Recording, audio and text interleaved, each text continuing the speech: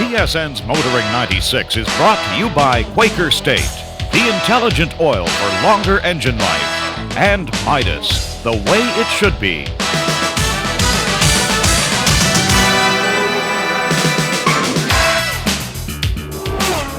Now, I'll tell you something, I am dressed for the heat here, but I'm not dressed for the location. And where we are is Tombstone, Arizona, home to the famous OK Corral. What are we doing here? Well, Hyundai has selected this location to introduce their brand new Elantra. We'll tell you more about that later on. But you know, when you hear the word Hyundai, a lot of people still think of the pony. And I suppose only pony owners can tell us whether that's a curse or a blessing. Nevertheless, Hyundai says they have learned from their previous mistakes, and they'd like the imports and the domestics to know that it is high noon in the world of compacts. Well, when they first came with the Pony and the Stellar, it was sort of the Bic Lighter of automobiles. You keep it for 3 years and throw it away because the value at the end of it was nothing. Yeah, there is a perception that Hyundai originally did produce a very low-priced car, and that was a perception in North America, and that has been the perception for a number of years, and that is changing. It's changing in the last few years. In 1984, it was a learning stage for us. We didn't have any experience world market, advanced country, but past 12 years we have learned a lot. So. In the past, we made some mistakes, but in the future, we will not make that kind of mistake. Mistake or not, with a $5,000 price tag, the Pony did put Hyundai on the North American map, but times have changed. In 1986, Hyundai had a 7.9% market share in North America. Today, the figure is around 2%, and with 300,000 cars sold annually in the compact market, competition is brutal. Hyundai recently launched its new Elantra and used the opportunity to tell automotive journalists that while the company's prices are rising, so is the quality. In 1984, there's no competition at all price-wise. But these days, the market is very tough, and our manufacturing cost was up. So no longer we can keep low price. Today, we are going to compete with our competitors in quality-wise. Are you worried about losing customers, or you're after a different customer now, aren't you? Actually, we are different customer.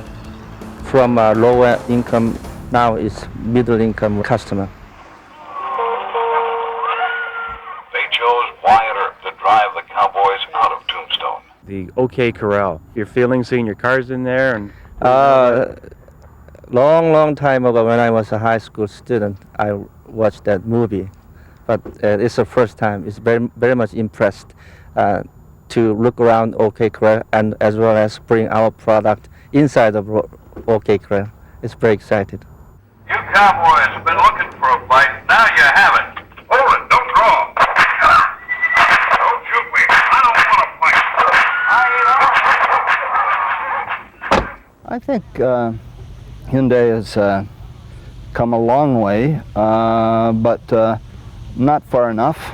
I think it's still a cheaper car in some ways. I don't think they last as long. I think they creak earlier than the competition. And so, although they've improved, I think they have to be a little better still, especially with the prices going up now. Yes, but you know, I'm impressed by these guys because, you know, they work very hard to have now. It's not a third world product, you know. It's you can compare with some Japanese, you know. Not all Japanese are full top quality, you know. They have cheap materials sometimes and cheap fit and finish on some parts, you know, the trunk and these details, and they are coming the good way. Yeah, and I started with Honda quite a few years ago. We went through that same phenomenon with Honda, and I guess Toyota had been through the same thing. And it takes a long time. You really have to prove yourself in North America. You have to prove the quality of the vehicle. You have to prove the consumers the vehicle will stand up in our very tough climate. Probably one of the worst climates in the world, I would imagine, for a car. You're under arrest. Put up your hands. What does Wyatt Earp have to do with selling cars? It's coming up on Kenzie's Corner.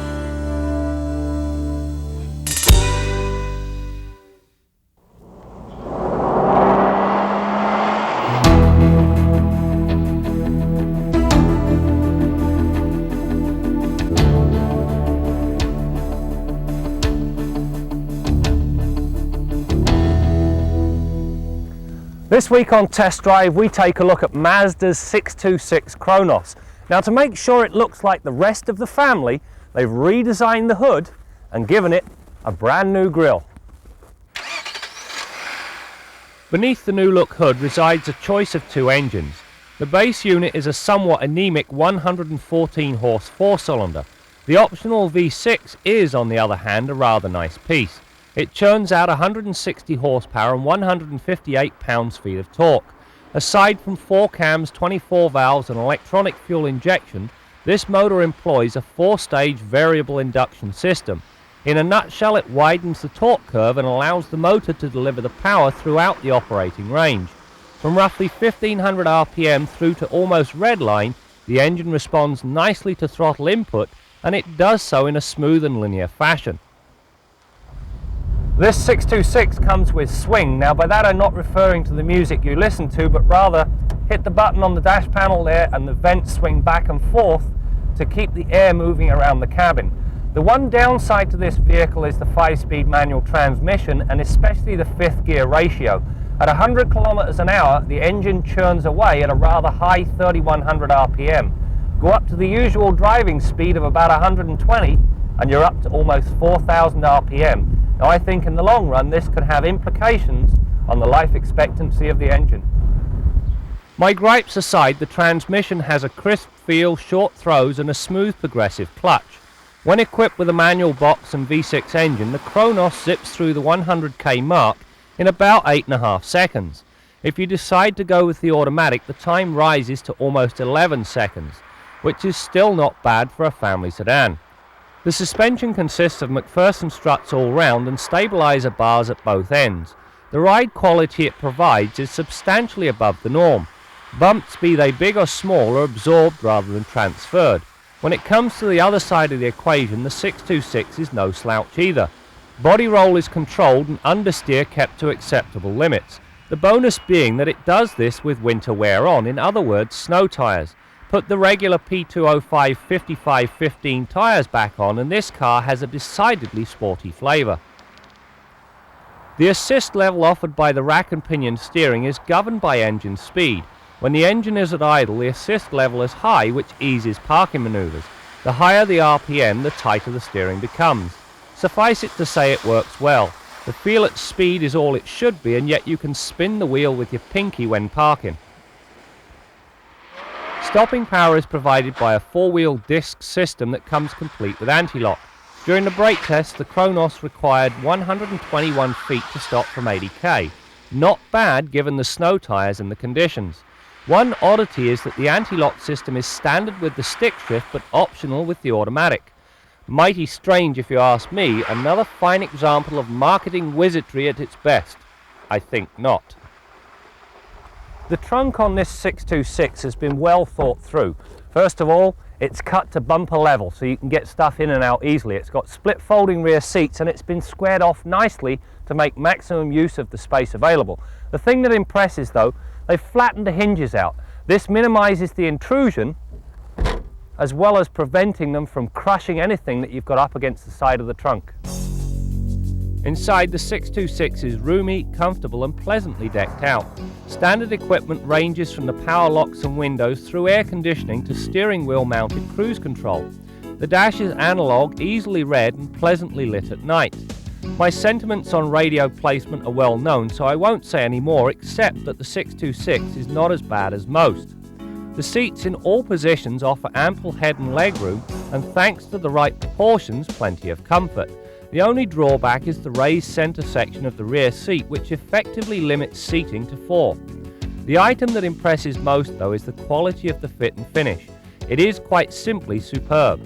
On the safety front, the 626 fares fairly well. It meets the incoming side impact regulations, has 2 airbags and the aforementioned anti-lock brakes, as well as adjustable upper seatbelt anchors.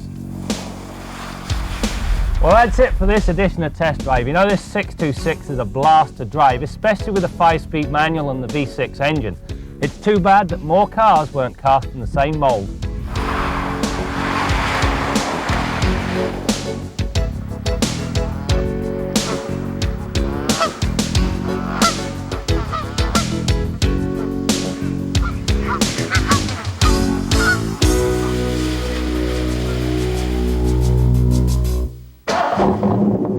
We got lots of this on the ground last night and early this morning, freezing rain. And when conditions are slippery as they are outside today, wheel bearings are one of the first things that can get damaged on your car if you slide out and bang into a curb or some other obstruction. If you impact the wheel rim directly against something enough to bend the rim, it's quite often enough to damage a wheel or axle bearing on your car. And immediately thereafter, or maybe shortly thereafter, you'll start to hear a growling or howling sound as you drive. It sounds like you've got the most aggressive set of snow tires in the world on your car, and maybe you haven't. As you increase the vehicle speed, you start to hear this howling. As you pitch it left and right a little bit, it may modify that noise. That's usually the first sign that you've damaged a wheel bearing or axle bearing. We've got a bad one on this Lincoln today. We want to talk a little bit about this one and the style of wheel bearing that would be used on a front-wheel drive car. On the right rear corner of this Lincoln Town Car, we had a damaged rear axle bearing, and I pulled it out last night with a slide hammer puller. It got a little bit damaged. A couple of the rollers came out. This is what we call a caged roller bearing. Now our parts haven't come, so we're just going to place this old one back in there so you can get a rough idea of the relationship of these parts, how they work and how they go together. Now normally, after the bearing is pressed in another inch or so, there's a seal that lives in this outer half inch to keep the oil in the axle and any water or dirt out of the bearing. Now, once it all goes together and the seal is in, of course, the axle shaft would slide through the middle of that bearing. This will just give you an idea of the relationship of these parts and how they work on the car. Now, remember that the axle shaft and bearing on this particular design support all the weight in the corner of this car. So load is quite often a factor on bearing failures. Now, if you look closely at this axle shaft journal right here, it's severely worn. There's about a 32nd of an inch worn out of the axle journal right from here to here, this darker area. It should look something like this all the way from here all the way into there. Now, there's about a 32nd of an inch worn off this one. I can actually catch an edge there with my screwdriver as I come across, and another one right over there. And in this particular case, we found the rear axle was down about 3/4 of a liter of oil. That's probably enough oil that it didn't flood this axle bearing area, and I think this is likely why our bearing failed. Now remember, that's a cheap bearing, only about 30 bucks. This shaft though, the journal on the shaft got damaged severely, and we're going to have to replace the shaft. That's a $300 item, so the bottom line can still be quite a bit. Even though this is a fairly simple operation to replace, the parts cost is pretty high. Remember, wheel and axle bearings can come in many different size, shapes, and configurations. There's a typical front-wheel drive car wheel bearing. This is what we call a hub and bearing assembly. The hub right here, the bearings inside, there's the wheel flange where the wheel bolt's on. This is out of a 93 Eagle Vision. That's a $200 part. It's a pretty easy deal to change. There's just 3 bolts holding it into the knuckle of the car. Now the reason that this one failed was because of corrosion. You can see a lot of rust around the inner part of this particular one, and water had infiltrated it and caused the bearing to get really noisy. Now it was pretty easy to change, but the bottom line is when you dial in $200 part in there, you end up with a pretty expensive repair bill. One thing I want you to keep in mind with all axle and wheel bearings, if you impact a curb enough to bend or damage the wheel rim, it's quite frequently enough to start some damage in that wheel bearing, and immediately thereafter you'll likely find that that bearing starts to get quite noisy and you'll have to replace it. So if you slip and slide and wipe out in the snow, expect to damage something like this and have to replace it not too far down the road. Until next week, I'm Bill Gardner for Motoring 96. The dummies provide us an opportunity to extract a great deal of valuable test data without jeopardizing real human beings.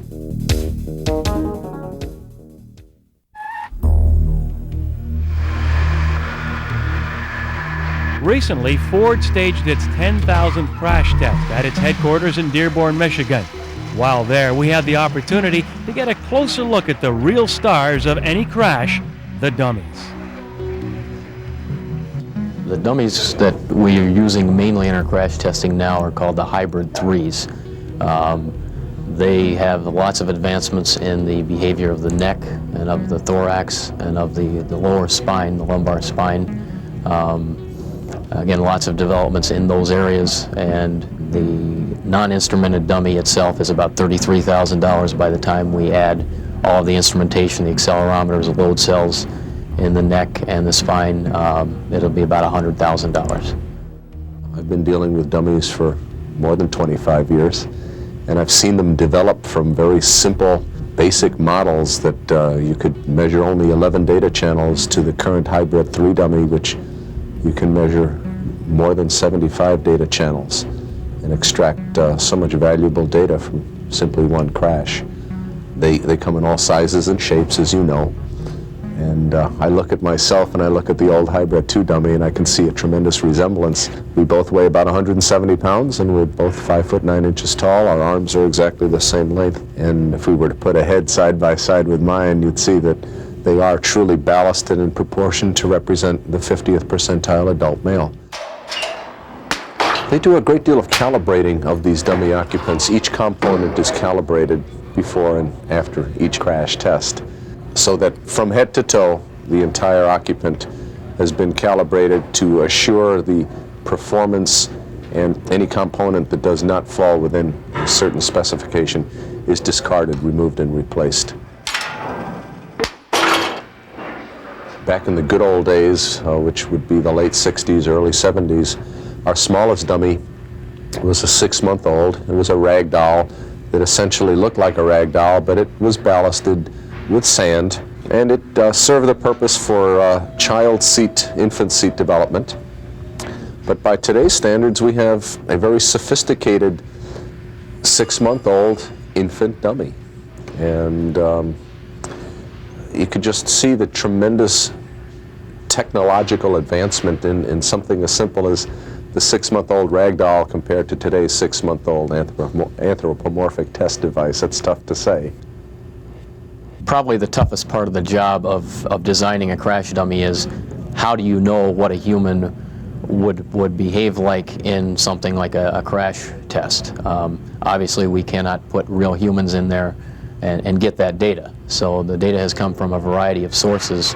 There have been many experiments on animals. There's been anesthetized pigs and monkeys that have been tested. The pig's chest is very similar to that of a human, so a lot of research has been done on that. There also has been a lot of testing done on cadavers. Most of the data I have seen from cadaver testing has been done in Europe. It's been quite a while since I've seen any data from testing done in the United States on cadavers. But I can tell you some people that would gladly accept your body if you'd be willing to donate it to them for research. The trick here is to design a vehicle with its safety features to accommodate this wide range of sizes and shapes that would be behind the wheel. But the beauty of today's vehicles is that they're all equipped with active and passive restraint systems, such that the active restraint system, the seat belt and shoulder harness, prevents the larger occupant from building up all of that momentum by restraining him, and then he articulates into a cushion of air. Whereas our petite female would be restrained as well and be right there for the airbag to deploy and articulate. My guess would be that perhaps the safest person in a vehicle, all other things being equal, would be the 50th percentile adult male, because he's right in between not being far forward, not being full rearward, but in that optimum position, which is probably why we've selected to test most all of our vehicles, development vehicles and certification vehicles, with the average 50th percentile adult male. Recently, Ford released 2 revised models. The first is a new V8 version of the Explorer.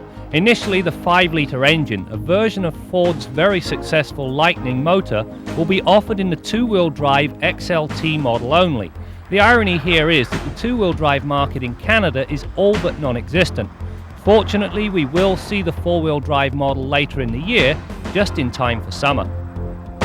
Well, we've had a lot of customers say they would like to have a V8, but we've sold every 4-liter that we can build, and it really boiled down to a point of capacity. But with the 4.6-liter going into the Mustang in '96, that opened up 5-liter capacity at Cleveland engine plant. So it made the powertrains available, and I'm sure the customers will enjoy having that option now. The second vehicle is a revamped version of the Windstar minivan. For '96, the base GL model will be offered with a 3-litre V6 engine, while all other models benefit from a more powerful 3.8-litre V6, dubbed the split-port induction V6. Unlike the Windstar's key competition, the Chrysler Magic Wagon, there will not be a 4th door. The Windstar also still lacks a true 5-seat configuration. Both of these modifications will have to wait for at least another year. The other thing, there are still no rear headrests. We in North America will have to continue to wait for these, while our European cousins will enjoy the added security of the additional headrests this year. Our Midas tip of the week is for those of you who occasionally forget to turn their headlights off and kill their batteries. Now, of course, a few cars have buzzers attached right from the factory to warn you of this, but an awful lot of cars don't. And if you want to retrofit that to your car, there's a simple little package you can get at most auto electric shops for $8 or $10, and it's a do-it-yourself thing. Simple instructions, 2 connections made to your fuse panel in order to make this buzzer work. And believe me, you won't forget the sound of this thing and leave those headlights on inadvertently. That's your Midas tip of the week.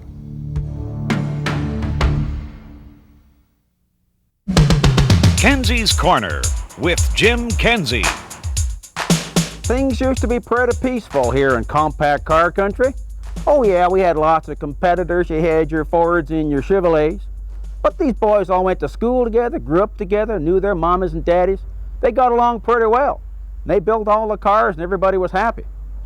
Then one day a stranger rode into town. Actually a couple of them. They came from the east, from Japan.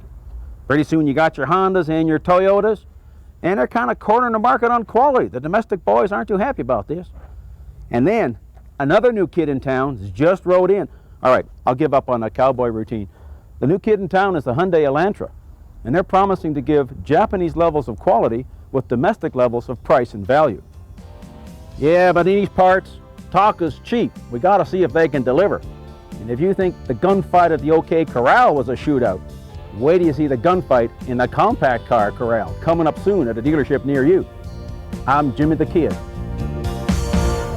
It's getting dark in Tombstone, Arizona, and you know what that means. It means that the ghosts of Wyatt Earp and Doc Holliday will be coming out shortly. And you know what they say, it's time to get out of town at sundown, and we're going to take the good advice. Incidentally, on a future program, Graham Fletcher is going to get behind the wheel of that brand new Elantra that we showed you earlier in the program. Make sure you join us for that one, and make sure you join us next week as we continue to bring you more stories about cars and the people who drive them.